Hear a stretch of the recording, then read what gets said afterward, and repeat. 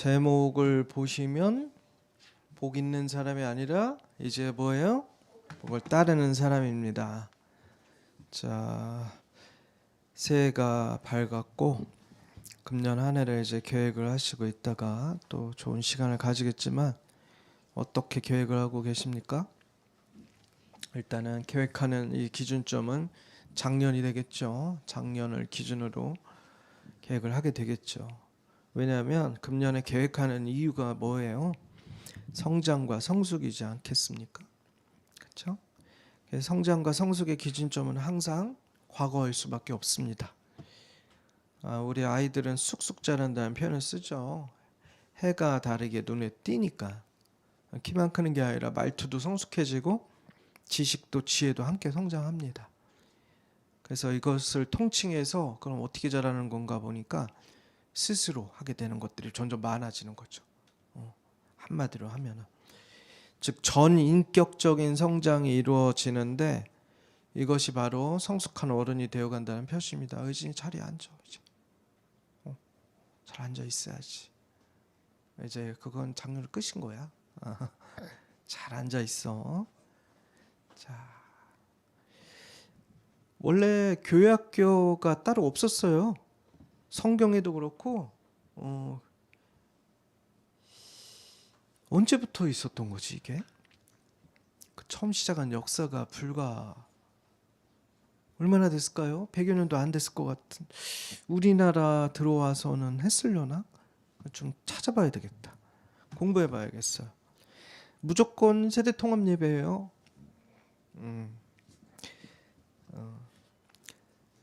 같이 들어야 그 부모가 자녀를 함께 데리고 와서 같이 들어야 가정에서의 신앙 교육이 이어지는 겁니다.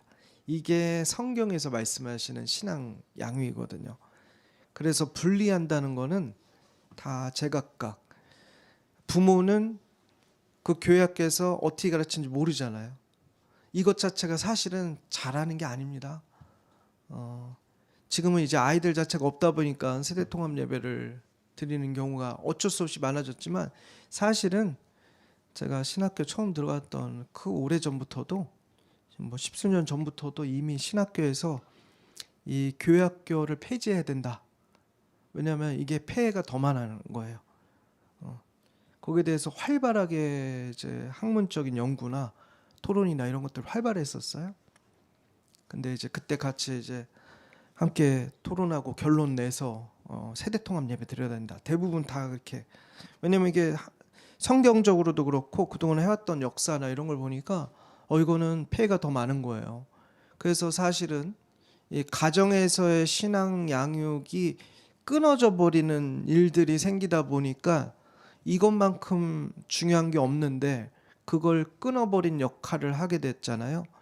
그래서 가정에서 신앙 양육을 하는 그 직분자 가정조차도 거의 없거든요. 예전부터도 많이 없어. 정말 극소수 중에 극소수예요. 그러면 이제 앞으로 미래가 훤히 보이는 거죠. 뻔하지 않겠습니까? 아이들 안 온다. 이 전도가 문제가 아니에요. 가정에서의 신앙 양육이 문제입니다. 성경에서 말씀하시는 대로 따라오질 않았기 때문에 우리가 우리 편리대로 양적 성장이나 뭐 이런 프로그램이나 이런 것만 맨날 돌리고 했기 때문에 사실 이런 결과를 맞이했다는 게 제가 신학교 때부터도 그렇고 지금까지 계속 저 교육에 굉장히 관심이 많기 때문에 항상 거기에 대한 문헌이나 자료나 뭐 있으면 꼭 보거든요. 눈에 띄면 그냥 봐요. 지나치질 않는데 잘못된 겁니다. 바꿔야 돼요. 자, 신앙이 쑥쑥 자란다. 그러면 이거는 무슨 말일까요? 새해에도 작년에 비해서 성숙과 성장이 계속돼야 하는데 성경에 말씀하시는 신앙의 성장점이란 무엇일까요? 아이와 어른이 확연히 다른 점 하나를 딱 꼽아보면 뭘까요? 어린이들과 어른의 차이점. 사랑이 뭐 꼽아봐. 왜냐면 우리 자녀들의 입장에서 생각도 못했네. 뭐야? 경험이 많다. 그렇지. 자, 우리 어른들께서도 한번 답해 보세요. 차이점 하나를 꼽아보면 의지를 좀 생각해 보면은 우리가 답이 딱 나올 것 같아. 뭐 아니 그러니까 고난 받을 때의 태도라고 저는 꼽고 싶습니다. 고난 받을 때의 태도. 아이는 고통이 생기면 고난이 생기면 울면서 자신을 달래줄 부모에게 즉시 달려갑니다. 100%입니다. 100%. 만약에 이걸 안 달려간다 그러면 아이라고 하기 어렵죠. 모든 아이들의 공통점이죠. 자, 어른은 어떨까요? 어른 역시 위로가 필요해요. 그렇지만 아이들처럼 위로만으로 그치진 않습니다. 분명히. 이게 어른의 차이점입니다. 그 이유를 중요시하죠. 고난의 이유를 생각하고 그 의미를 찾아갑니다. 분명히. 이유를 찾아갑니다. 그래서 그 이유를 찾을 때까지는 힘들지만 인내를 발휘합니다.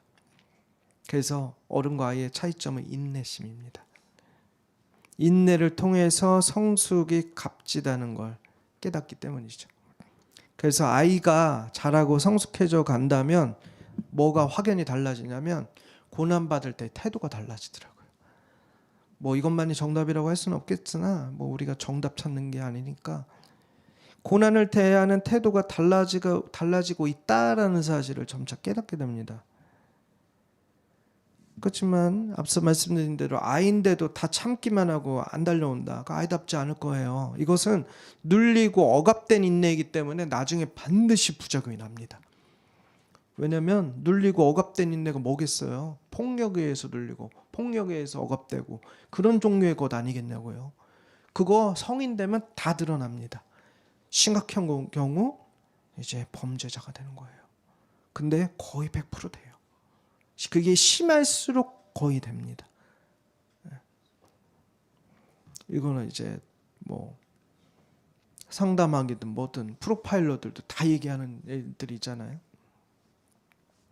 고난을 대하는 건강한 태도가 가치가 있는 인내를 발휘시켜서 성숙할 어른이 되어가는 거예요.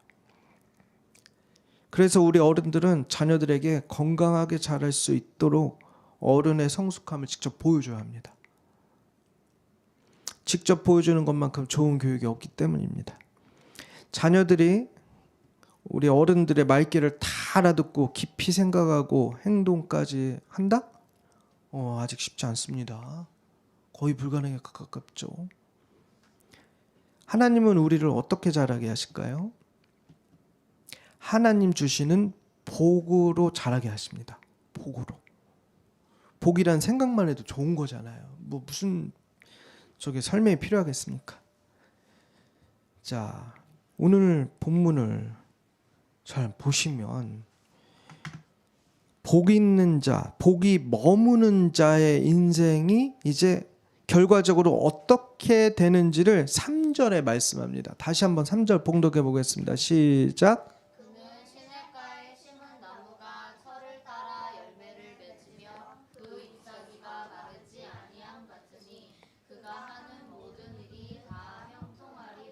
한마디로 어떻게 된다? 복 있는 자, 복이 머무는 자의 인생은 어떤 인생이 된다?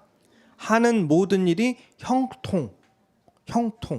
하는 일마다 잘 된다. 이걸 사자성어, 한자성어로 뭐라고 하는지 알아?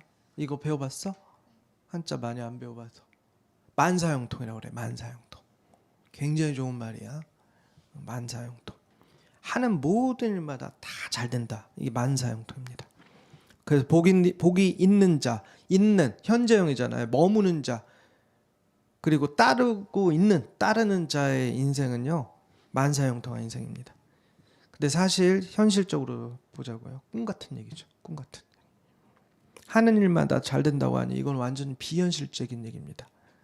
현실 속에서 보면 세상에 이런 사람이 어디 있습니까? 보신 적 없죠.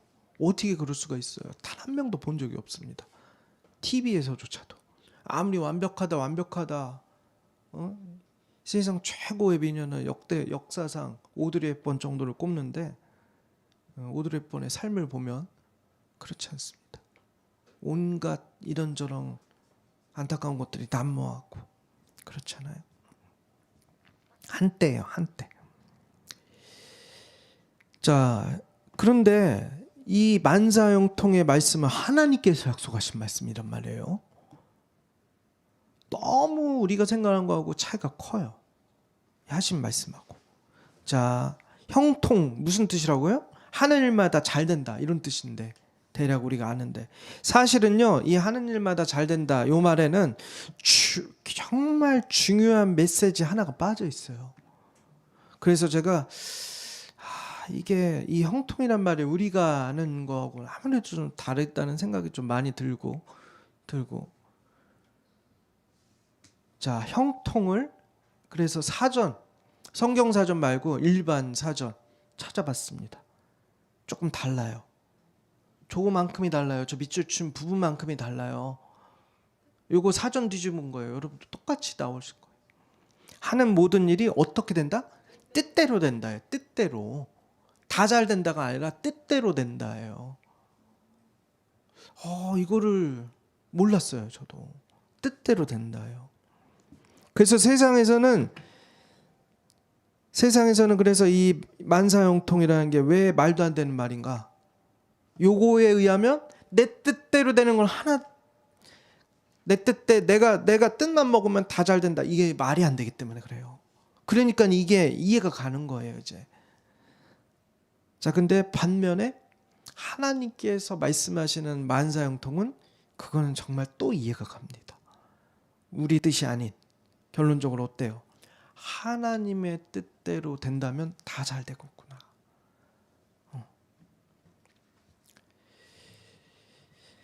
하나님께서는 우리가 세상에서의 만사형통은 꿈으로 그치겠지만 하나님께서 내려주시는 형통은 꿈으로 그치지 않고 된다라고 약속하셨습니다. 이렇게. 이런 약속은요 오직 이 세상에 온 우주에 딱 한 분만이 하실 수 있는 전능자시기 때문에 해 주실 수 있는 유일한 약속입니다. 근데 중요한 건 우리가 전능자를 만난 것 자체도 너무 어떻게 표현할 수 없는 감사하지만 그 약속을 우리만을 위해서 우리만을 위해서 하셨다는 게 덕분 같은 얘기입니다. 근데 이 꿈은 비현실이 아니라 이제는 현실이 되는 꿈이라고 하시거든요. 그래서 우리가 이 말씀을 받고 믿을 때는요 굳건한 믿음이 필요합니다. 굳건한 믿음. 현실을 우리는 살아가기 때문에 항상 현실 속에서 넘어질 때가 너무 많기 때문에 그렇습니다. 그래서 꿈만 갖고 비현실적인 말로만 그렇게 경험을 해왔는데 하나님은 정반대를 말씀하시기 때문에 그렇습니다. 근데 성경 다른 곳에서도요 이 형통을 강조하시는 말씀들이 무려 70여 구절이나 있습니다. 성경 이제 쭉쭉 읽으시면서 형통 이렇게 많이 나왔나 하실 거예요. 무려 정확하게는 68구절인가 나와요. 자, 그 중에 가장 대표적인 곳 3곳만 찾아와 봤어요. 주부에 실어놨으니까 꼭 잘 보시기 바랍니다. 형통의 복보다 더 은혜로운 게 어디 있습니까? 신명기 29장 9절. 그런즉 너희는 이 언약의 말씀을 지켜 행하라. 그리하면 너희가 하는 모든 일이 형통, 만사형통 맞죠? 그리고 여호수아서 1장 7절 8절 끝에 보시면 네가 형통하리라. 열왕기상 2장 3절 또 네가 무엇을 하든지 어디로 가든지 형통할지라. 열왕기상 2장 3절 열왕기상 시작인 거 보니까 다윗 솔로몬 요쯤에 하신 말씀입니다. 왕들에게 하신 말씀입니다. 자, 이 구절들의 공통점 뭐예요? 형통하리라, 형통할지라. 미래형입니다. 약속하신 말씀이라는 뜻이에요. 그 얘기는 뭐냐면 하나님께서 내려주셔야 받는 겁니다. 하나님께서 내려주셔야. 내가 여기서 이 현실 속에서 구하는 것이 하나님의 뜻에 맞는지가 중요합니다. 이걸로 인해서 형통케 될지 혹은 막힐지는 결정이 됩니다. 왜냐하면 뜻대로 되는 거예요. 형통이라는 뜻 자체가 뜻대로 되는 거. 하는 모든 일이 뜻대로 된다. 근데 이제 우리가 이제 잘 생각해 보실, 왜 이렇게 왔다 갔다 그래? 세상에서도 일들을 하고자 하는 모든 일들이나 진행하는 일들을 내 뜻에게만 맞추면은요, 그 실패하기 쉽습니다. 특히 이제 직장을 다니시니까 잘 많이 경험해 보셨잖아요. 회사에서 요구하고 회사에서 잘 이끌어주는 직장 상사의 의견을 잘 경청하면서 따르는 게 훨씬 많아요. 내가 내 뜻대로 관철하기보다. 그거는요, 오너만이 할 수 있는 거예요. 오너만이. 근데 우리가 항상 오너로만 살 수 있는 건 아니잖아요. 언제쯤 오너가 될까? 뭐 평생 안 될 수도 있지만 사실 오너가 되어도 좋고 안 되어도 좋습니다. 잘 배우고 익히고 우리의 생계도 할 일도 해나가면 되니까. 근데 결론적으로는 그렇잖아요. 세상에서도 일들을 내 뜻에게다만 맞추면 이거는 실패할 확률이 훨씬 높습니다. 아무리 뛰어난 사람들조차도 그렇다고요. 그렇죠? 그래서 정말 뛰어난 사람은 지혜로운 사람을 뜻하죠. 잘 경청해서 그 중에 좋은 노하우나 이런 걸 배워서 나의 것으로 만들 줄 아는 사람이 잘하는 사람, 뛰어난 사람인 것이지, 내 뜻을 잘 관철시키는 사람 최고 고집쟁이들이어서 사회에서는 오히려 해악이 됩니다. 해악이. 사회뿐만입니까? 가정에서나 어떤 모임에서나 학교에서든 다 그럽니다. 심지어 자신의 삶에다가도 이 고집 때문에 항상 무너지는 경험이 더 많습니다. 내 뜻에 혹 부족해도 이를 받아들이고 성실하게 진행해 나간다면 가능성은 높아지는 것이죠. 자, 그래서 결론적으로 하나님께서는 이런 말씀을 하시는 거예요. 이 형통의 뜻을 좀 살펴보면서 우리가 깨달은 건 뭐냐면, 세상을 향한 너의 뜻을 하늘에 있는 나의 뜻에 맞추라 해요. 뜻을 전환시켜라. 뜻의 방향을 네 자신에게 하지 말고 나에게로 전환시키라는 거예요. 하질 말라가 아니에요. 왜냐하면 왜 그렇게 당당하게 말씀하실까요? 왜 이렇게 확고하게 말씀하실까요? 네가 아직 부족하고 연약한 거, 그것보다 내가 주는 이 완전한 거, 내가 너를 너무도 사랑하니까 완전한 거 요거대로 따라오면 그걸 통해서 너의 기쁨이 클 거기 때문에, 너의 행복이 크기 때문에 너의 그 행복을 위해서 이걸 하라는 거예요. 우리 송구영 신 예배 때 신명기 10장 12절 13절 말씀 기억나세요? 하나님께서 너희의 행복을 위하여 내 명령과 규례를 지킬 것이 아니냐, 지켜야 한다.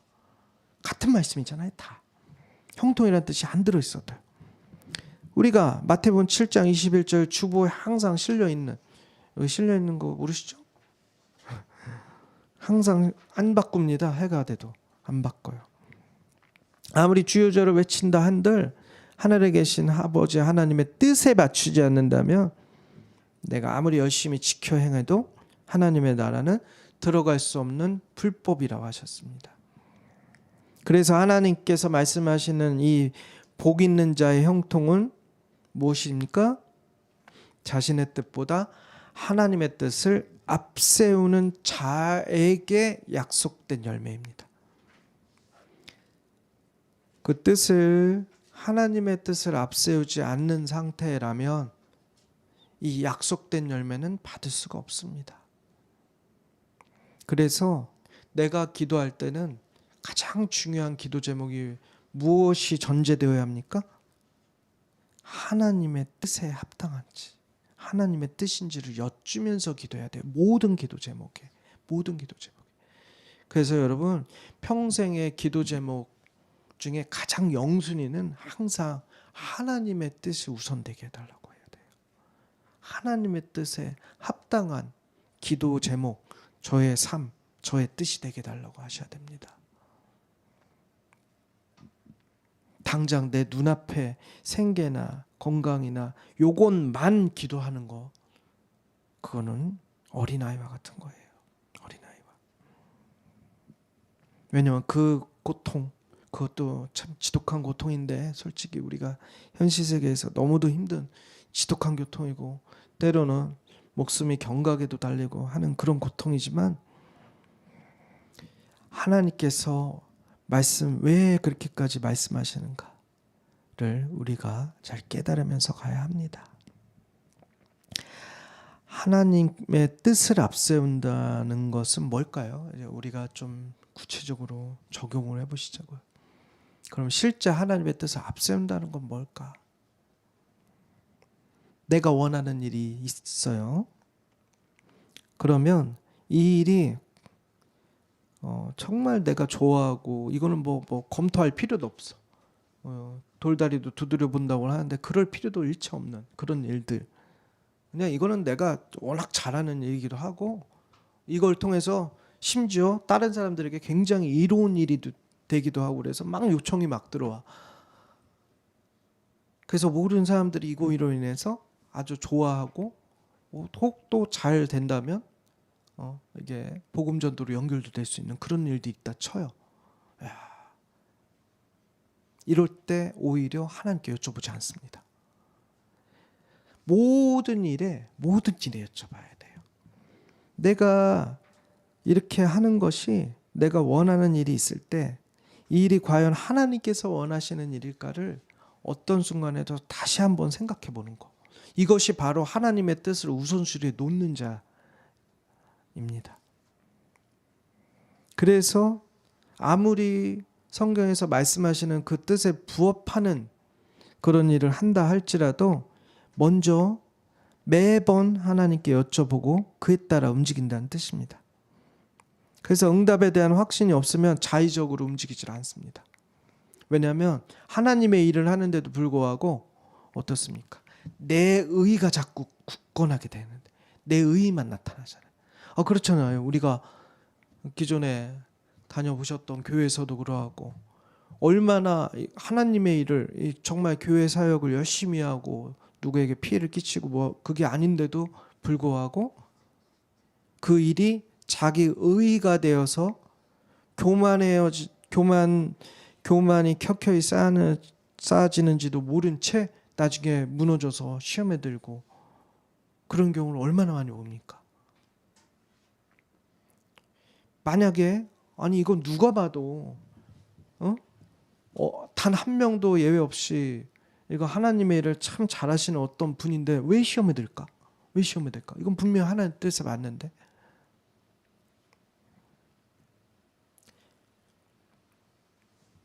하나님께 매번 매 순간마다 계속 여쭤봐야 합니다. 선한 종을 이제 헬라어로는 둘로스라고 합니다. 종, 둘로스 선교회라고 그래서 저기 둘로스호, 그 큰 배, 전 세계를 다니면서 복음을 전하고 의료 선교를 하고 하는 둘로스호라고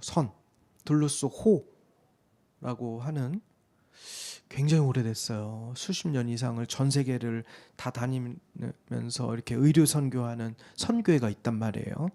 그거 이제 전 세계에서 국제적으로 하는 OM 선교회라는 곳에서 만든 둘루스호 배인데, 여기 무려 350여 명이 탈 정도로 큰 배예요. 근데 50여 개국, 약 50여 개국에서 스스로 자원하여서 온 사람들이 평균 기간 한 2년 정도를 머무르면서 전 세계 다니면서 선교하고 교육도 하고 하는 거예요. 왜냐, 한 나라를 들어가면 한 2주, 한 달 이렇게 제법 적지 않은 시간을 정박하면서 복음도 전하고 그 교회학교 같은 것도 열어주고 다 하는 거예요. 그리고 그래서 여기 안에 평균 나이가 어떻게 되는지 아세요? 여기 있는 분들 26세. 청년들이 제일 많아. 청년들. 그거를 좀 예전에 미리 알았으면 꼭 좀 한번, 지금도 그 영상들을 종종 보면 이런 거 갈 기회가 없을까. 그 안에서 이제 어쩔 수 없이 한 배 탔잖아요. 이제 그러니까 그 안에서 이제 가정도 있고 하니까 아기도 낳고 뭐 등등 하면서 온 연령 세대, 온 나라 사람들 막 있으면서 50여 개국 사람들이 한 배에 타서 이런 게 있나? 전 세계에 없을 것 같아요. 그래서 이제 하나님의 뜻 안에서 모여서 이렇게 사는 것 자체가 너무 보기만 해도 은혜롭고 도전되고, 저기가 천국같이 보이고, 그리고 너무 밝아. 밝아 정말. 그래서 막 대를 이어서 자녀들 또 낳고 크면 또 보내고 계속 그러는 가정도 있고 한단 말이에요. 이 둘로스 얘기하다가 말씀을 드렸는데, 둘로스 선한 종이란 선하신 주인의 부름에 응답하는 충성된 사람을 뜻합니다. 생사 여타를 주인에게 맡긴 사람을 의미해요. 스스로 결정하지 못하는 게 아니라 스스로 안 해요. 결정을 내가 하지 않아요. 나보다 선하신 주인을 신뢰하기 때문에 나의 결정보다 주인의 결정이 더 신뢰, 더 좋다, 더 아름답다. 그래서 이 결정을 더 존중하고 믿기 때문입니다. 그래서 선한 종이다라고 칭합니다. 그래서 무언가를 원해도 스스로 먼저 결정짓지 않고 주인의 부르심을 겸손히 인내하면서 기다리는 사람을 의미합니다. 선한 주인이 이렇게 충성되고 선한 종을 봤을 때 얼마나 기쁠까요? 우리는 이 종을 자신의 삶은 없는 그 팔려간 노예와 같이 그렇게 좀 생각하는 경향이 있죠. 실제 우리나라는 그렇죠. 뭐 정규직과 비정규직의 차이가 이렇게 극심한 나라도 세계 몇 개 없는데 더 심해지고, 양극화는 훨씬 심해져서 이제는 돌이킬 수 없다는 진단받은 지가 아주 오래됐고, 선한 종이라는 것은 스스로 선한 주인을 찾아서 기쁘게 종이 된 사람입니다. 스스로라는 방점을 지켜요. 신약에서는 이러한 자를 자신의 부족함과 무지와 결핍을 겸손하게 인정하고 이를 아름답게 채워주실 선하신 주인을 찾아간 지혜로운 사람이라고 칭합니다. 가장 지혜로운 사람이라고 칭합니다. 그래서 우리 모두에게 둘로스가 되어야 한다고 말씀하시거든요. 하나님은 선한 주인으로 오셔서 우리를 선한 종으로 둘로스로 삼으시기 위해서 예수 그리스도를 보내셨습니다. 이 모두는 우리에게 복을 주셔서 형통케 하시기 위함입니다. 그래서 친히 십자가를 지시고 우리에게 그 죽음과 부활의 모든 과정을 다 보이셨습니다. 연약한 우리를 아시기 때문에 우리 곁으로 친히 오셨고, 나도 이제는 감당하기 어려운 나와 우리의 죄를 대신 짊어지셨습니다. 만약에 우리 사람이 그동안 지은 죄 다 이제 죄값을 치러라 하면 다들 아무도 치를 수 있는 삶이 없을 겁니다. 대속사역을 십자가, 그 고난의 십자가, 피가 철철 넘쳐오르는 그 고난의 십자가, 쳐다보기 힘든, 생각도 하기 싫은 그런 십자가 다 이루신 것입니다. 이 모두가 자녀들을 형통케 하시기 위해서입니다.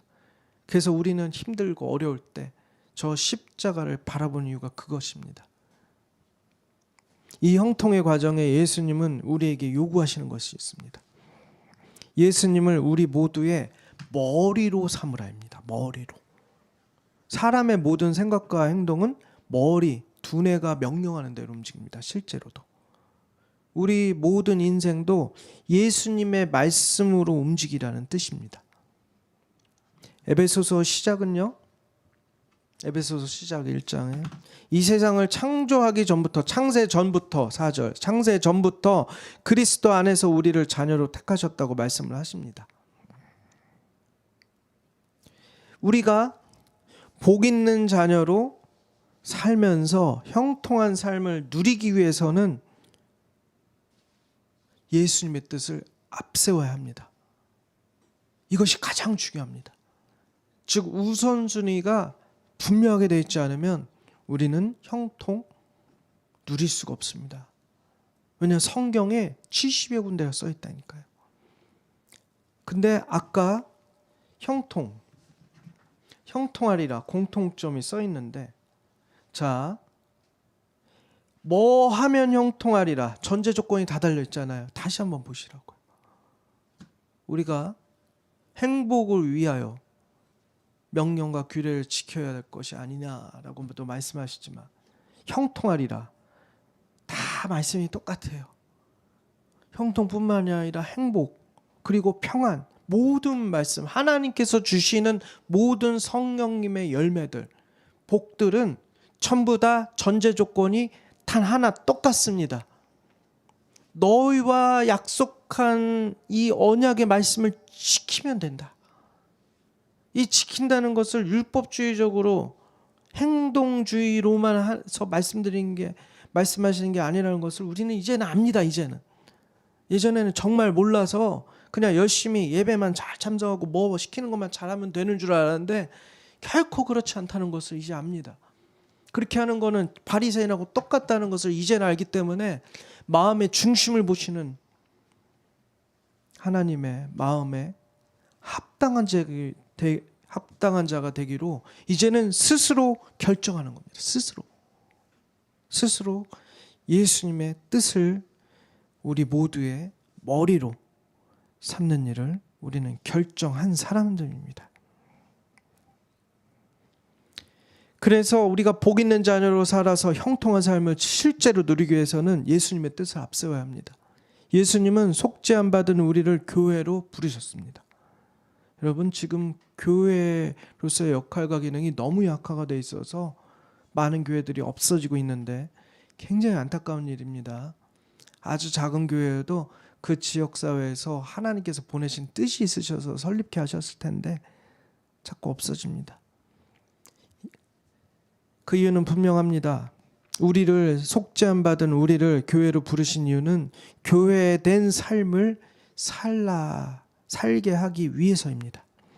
자, 여기 22절에 에베소서 1장 22절에 하나님께서는 모든 생애상 창조물들을 예수님의 발 아래 복종케 하시고 교회 아래 두셨다고 말씀하십니다. 즉 예수님이 바로 창조주 하나님이심을 나타내고 있는 말씀이에요. 그리고 그렇기 때문에 이 세상 모든 만물을 지으신 창조주께서 창조주 하나님, 예수님, 성령님께서 무엇을 통하여서 통치하신다고 하시는 거예요? 교회 아래 두셨다고 하잖아요. 교회를 통해서 통치하신다고 말씀을 하십니다. 그래서 교회의 가르침을 통하여 교회를 통한 예수 그리스도의 가르침을 통하여 세상을 통치해 나가고 계십니다. 중요한 건 이제 내가 통치를 받느냐 안 받느냐 결정하는 것이죠. 교회의 가르침이라는 게 무엇이겠습니까? 교회의 머리이신 예수님께서 우리의 죄를 대속하시고 부활의 영원한 생명을 주신 분이라는 사실 이걸 믿고 그대로 따라가는 겁니다. 이어서 23절을 보십시오. 교회가 예수님의 이제 몸이라고 구체적으로 또 이제 나아갑니다. 예수님은 교회를 통해서 역사하신단 말이에요. 교회를 통해서 양육을 받아서 교회된 삶을 사는 그리스도인들에게 형택의 복을 내려주시는 겁니다. 이것을 3절에 하늘에 속한 모든 신령한 복이라고 칭합니다. 우리가 세상에서 그토록 바라는 돈과 건강 중심의 기복 이게 아닙니다. 그거 비슷한 것조차도 성경에는 없습니다. 기복을 설명하는 인터넷 사전, 인터넷 백과 찾아봤어요. 이것도 알지만 찾아봤어요. 그랬더니 너무 설명을 잘 해놨어. 이거 보고 제가 그냥 잠깐 보여드리면 되겠구나. 이거 열심히 이거 이래저래 설명할 필요가 없다. 이거 어렵게 설명드릴 필요가 없구나. 너무 핵심적인 용어로만 딱 잡고 너무 잘 써놨습니다. 즉 기복이 뭐예요? 본인에게 득이 되는 복을 바라는 바랄 기자거든요. 기도할 때의 기, 바랄 기. 바라는 신앙 행태라고. 여기서 복이란 또 설명까지 하잖아요. 재물, 무병장수, 내세, 공덕, 자선은 번창 같은 일체 인간적 욕심을 포함하는 걸 얘기합니다. 그러면 또 그래요. 구약을 보면은 이 형통의 복이니 뭐니 이런 거 얼마나 기복적인 거하고 얼마나 비슷하냐. 재밌는 거 하나 알려드릴까요? 형통이 구약에만 써 있을까요? 신약에도 써 있을까요? 구약에만 써 있어요. 신약에는 형통이라는 단어가 나타나지 않습니다. 그 차이점 왜 안 나타날까? 제가 이 시점에 그렇게 말씀드린 이유가 있습니다. 잘 생각해 보십시오. 구약 시대는 그것이 기복적인 신앙, 그것을 하나님께서 일부러 유도하십니다. 필요하거든요. 필요해요. 그러나 지금은 그렇지 않은 시기입니다. 그거를 다 설명드릴 수는 없으나 생각을 한번 염두에 두고 계시기 바랍니다. 3절에 말씀하시는 복은, 이게 3절에 말씀하시는 이 복은, 모든 신령한 복은 기복과 정반대라는 것을 알 수 있습니다. 그래서 3절에 말씀하시는 신령한 복은 뭘까요? 주님과 동행하고 주님의 뜻을 최우선적으로 앞세워 순종할 때 주시는 거룩입니다. 그리고 그 거룩에 임하면 성령의 9가지 열매와 모든 열매들이 다 임하는 거예요. 그게 바로 한마디로 통칭해서 형통의 복이라고 합니다. 우리는 평안이라는 말로 주로 쓰지요. 죄로부터 멀어진 상태니 얼마나 평안합니까? 그보다 평안한 건 없죠. 세상 욕심이 하나도 없는데 얼마나 평안합니까? 정말 세상 욕심이 예전에 그렇게 많이 갖고 있던 게 이제 하나님의 은혜를 잃어버리니까 다 주고 싶어. 이거 다 쓸데없는 쓰레기를 가지고 내가 왜 이걸 이렇게 짊어지고 살았나, 그런 생각밖에 안 들어요. 그래서 달라면 그냥 주고, 아니면 갖다서라도 줘. 필요하면 이거 갖다 쓰시라고. 난 다 썼다. 근데 이제 의심도 받아. 이제 저기 뭔가를 바래서 저렇게 주는 줄 알고, 아니 그냥 갖다 쓰라고. 필요하지 않냐고. 그럼 됐지 뭘. 세상 욕심으로부터 자유를 누리고 진정한 평안을 누리는 복이 이게 하늘에서 내려오는 신령한 복입니다. 여러분들 그걸 맛보셔야 됩니다. 반드시 맛보셔야 됩니다. 그걸 이 세상에서 단 한 번도 맛보시지 못한다면 우리는 하나님 나라에 대한 느낌이나 하나님 나라가 어떤 것인지 절대 알 수 없습니다. 그럼 어떻게 맛보시는가? 기도하시면 주십니다. 반드시.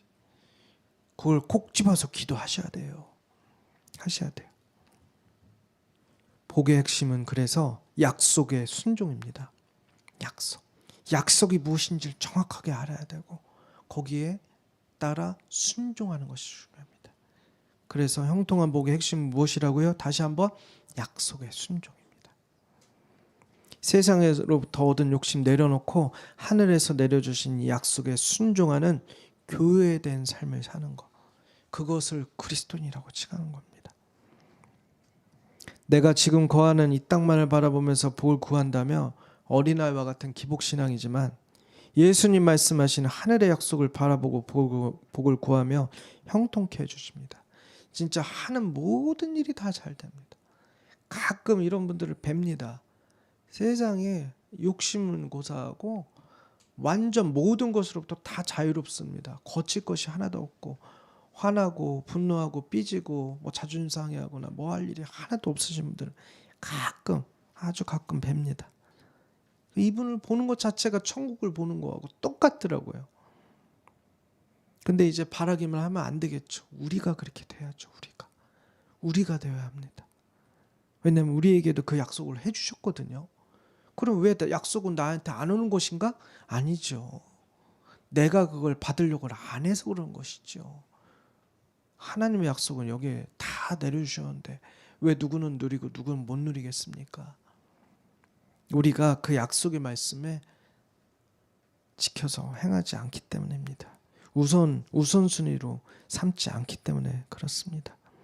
나와 내 가정의 안위와 건강만을 위해 기도하기에 앞서서 하나님 나라와 의가 우리에게 주신 이 사랑인 교회를 위해 먼저 구할 줄 아는 것, 이런 거예요.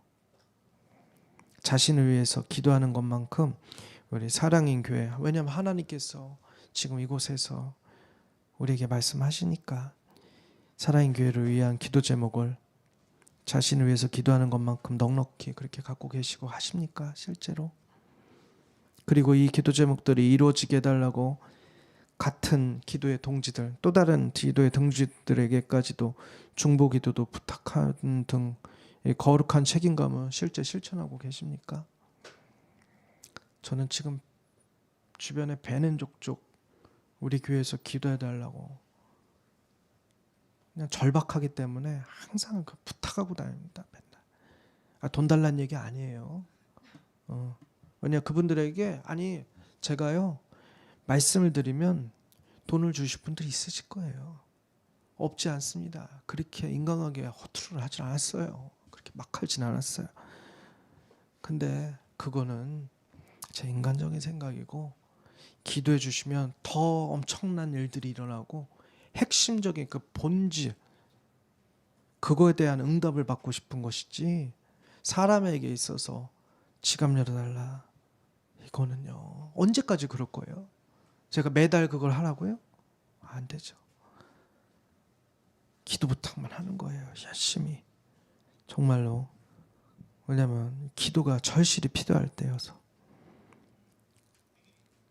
저는 머리 대신 예수 그리스도께서 우리 사랑의 교회 성도님들을 몸된 교회로 부르셨기 때문에 우리 모두가 믿음을 하나로 모아서 열심히 기도하고 말씀 지키면서 주님의 뜻을 앞세워 나가면 아무리 어려운 일이 있어도 꺼져가는 심지는 되지 않을 거라고 믿습니다.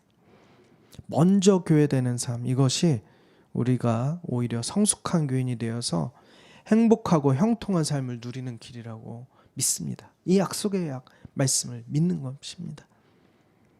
이것이 복을 따르는 사람입니다.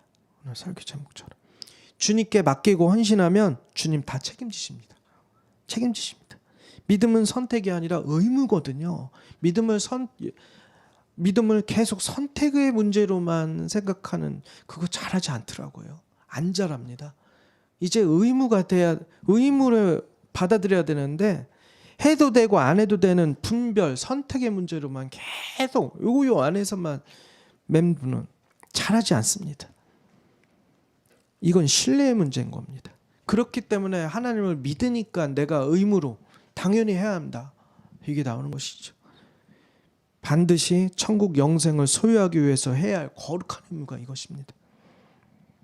내 생각에 갇힌 복이 아닌 주님 주시는 이 신령한 복만을 따라가시는 주님의 복된 자녀 되시길 주님의 이름으로 축원합니다.